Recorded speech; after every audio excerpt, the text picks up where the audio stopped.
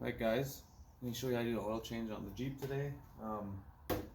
So if you don't know, this is a Mercedes diesel engine, so I like to use genuine Mercedes oil. I buy it straight from the Mercedes dealership.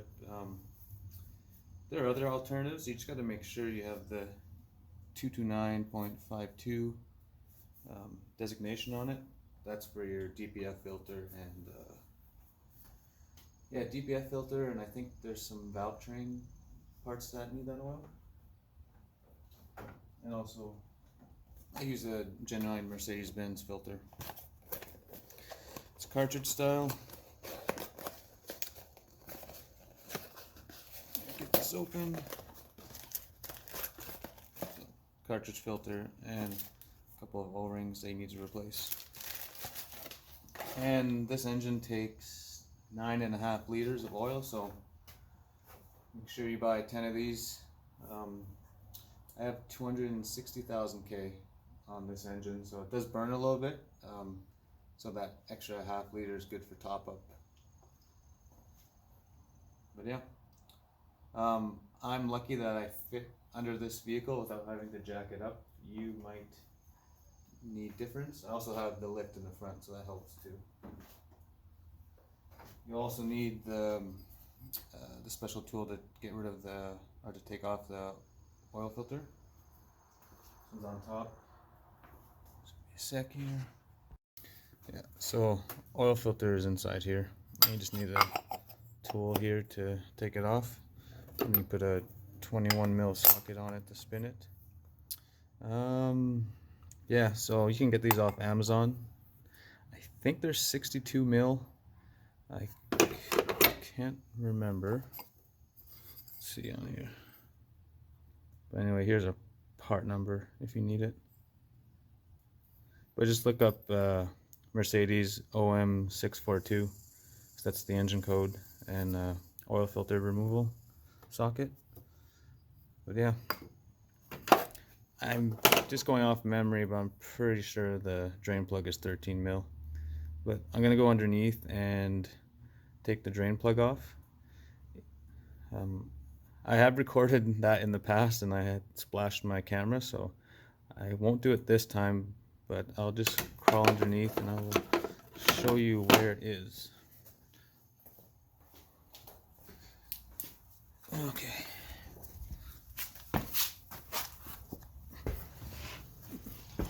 This one is hidden up. It's hard to get the camera in here. I don't know if you could see it. Right there. So yeah, 13 mil, and make sure you replace that crush washer as well. It's a copper one, which I grabbed a pack of 20 at Napa. And just to show a little bit of frame reference, there's the passenger side front wheel, and then the opening is here. Well, I'm going to start draining that and get started on the oil change. So the oil is draining. What you can do is you can take the cap off and let some airflow go, and drains it a lot faster. And while we're at it too, we're going to take off the oil filter. See if I can do this with one hand.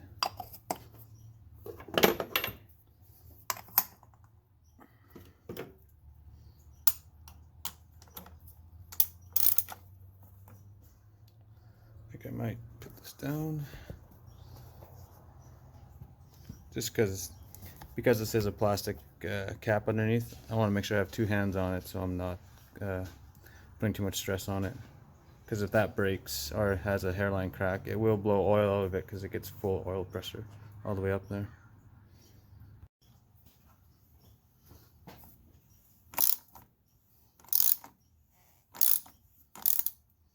See if I can put this down a little more for you guys.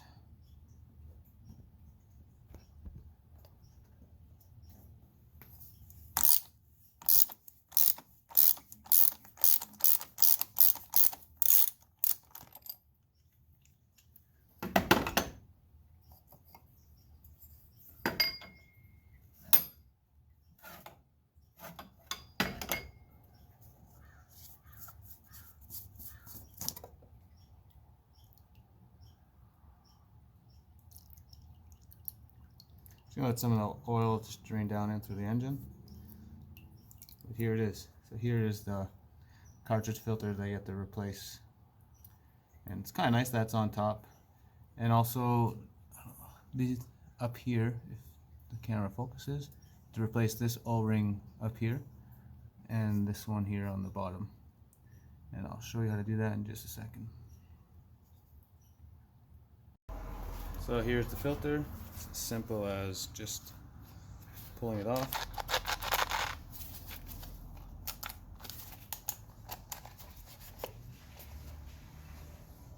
It's off. Just gonna throw that on some paper towel for now, and then I'll dispose of it.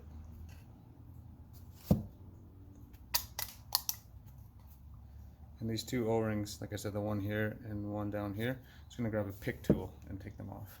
So I use this snap-on pick tool that I have, and I just try and get underneath as well as I can. Try it.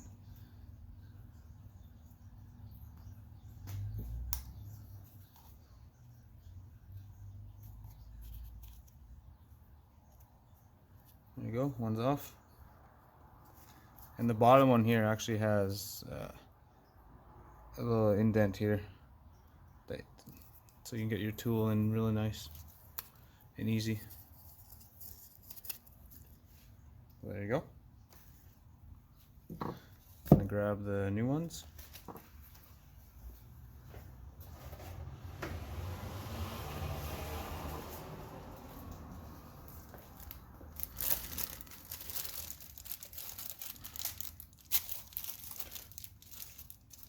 Try, when you're opening the package, try not to drop any of them.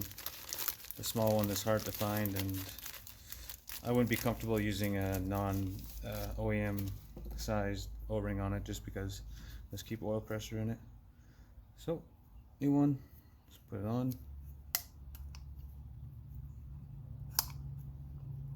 I should be wearing a glove on this hand too, but I took it off to put the tool on, or to grab the tool rather. But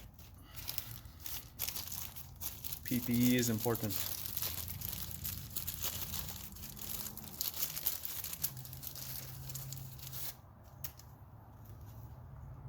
Big O-ring just slides on the bottom.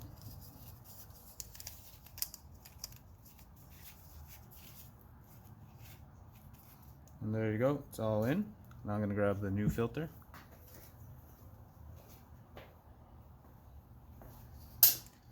It is, I put the part number and stuff, the lettering like facing up or down towards the engine. Just put it on.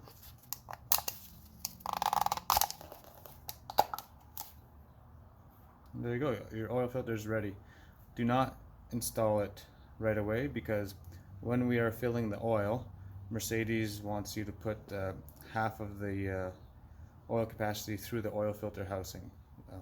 So both sides of the engine get full oiling. It's a pain because it goes down really slow in this area, the oil filter housing area, so it takes a bit of time, but I'll show you a trick that I use. So I've got the drain plug here and the crush washer. Just put it on. And there you go. I'm going to go back underneath and install this. And I do not remember the torque spec offhand, but when you're installing an oil drain plug, you want to make sure it's not too tight. You don't want to strip these threads inside the pans, but it also has to be tight enough that the crush washer crushes. So just from experience and doing so many of them, I kind of got a good feel for it, but it is always recommended to use a smaller inch-pound torque wrench on these. I will get that torque spec for you and put it in the description.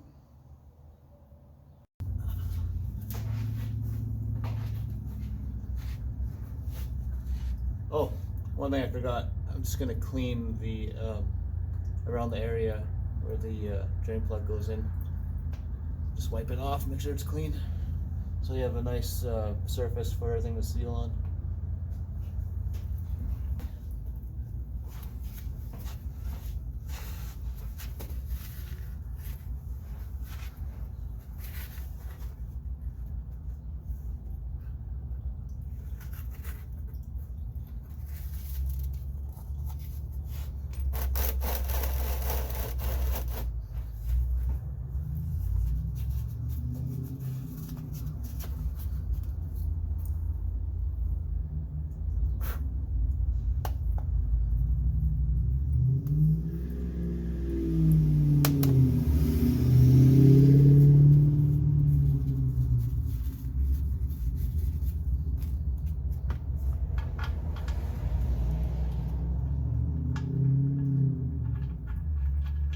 And always start threading it by hand, which is good practice for any type of bolt, to be honest.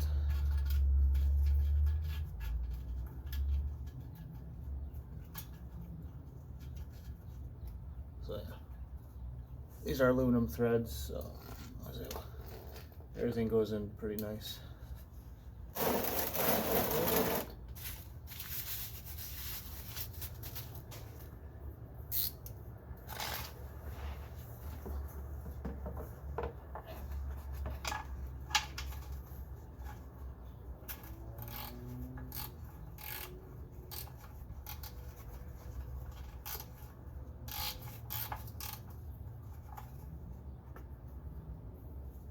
So I got it pretty snug now.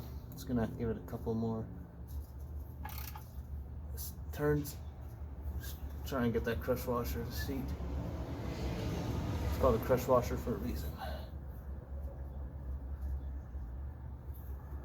One more little kick. There. And I'm confident with that. Yeah, it's not going anywhere.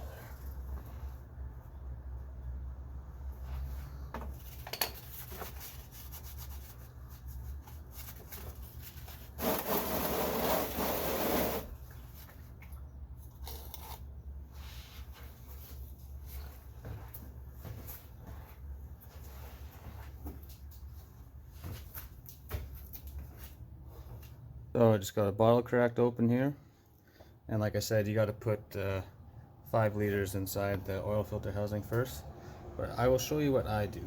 So I start by just pouring it in.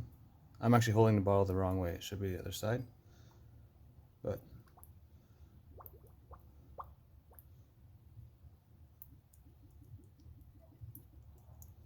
so I pour it up to the top. You can see how slow it's going, and then I just grab the bottle and I just pour it into the engine. Oops, not showing it.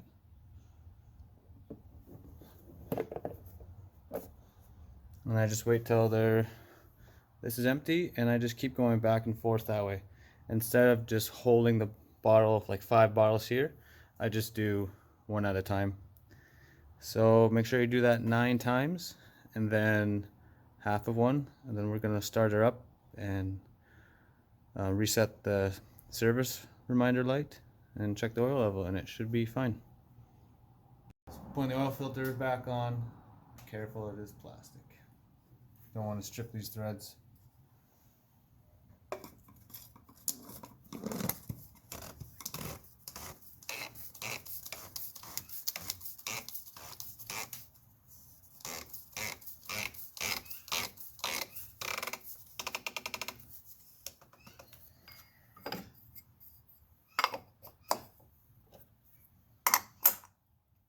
I think the torque spec on here is 28 Newton meters.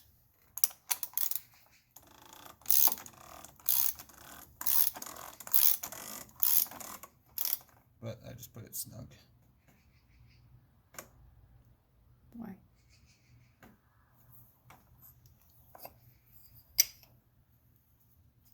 There you go. We'll start up and check for leaks.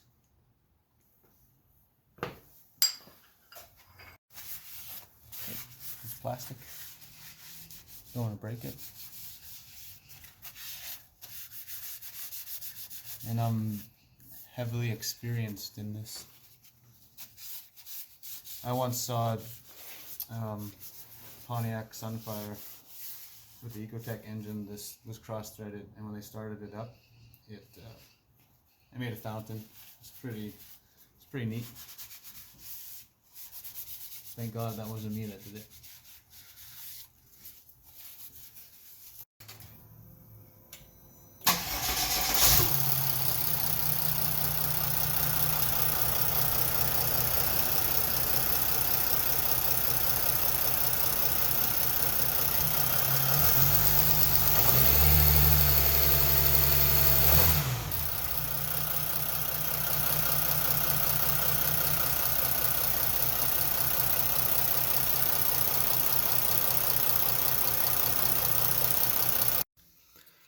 gonna reset the service light now. See if I remember how to do this without looking it up. I think it's this page button, systems, first.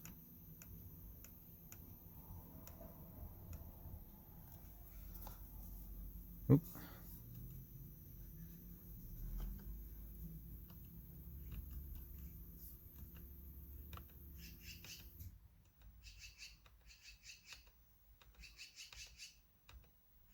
There, service. So you get personal settings, and I always do mine at 6,000 kilometers. Some people might think that's excessive, but I like to be safe, and considering we have pretty harsh winters and I don't drive this the nicest, I think it's good insurance to have fresh oil in it all the time. Service. Oops. Go back, yeah. That, and go back. You have to go through it again all the time. 6,000. Yep. And reset. Then we'll just go to yes. And then you press down again. And there you go. It is reset. So I'll turn it off. And we'll check the oil level now.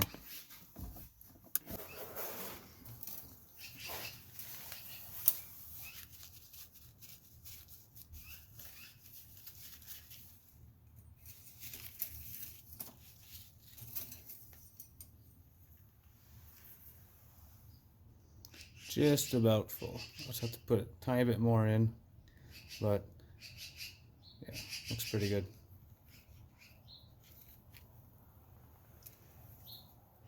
And just so people know, your diesel engine oil shouldn't look black. Like, there's a lot of myths, but it should always look clean, like any engine.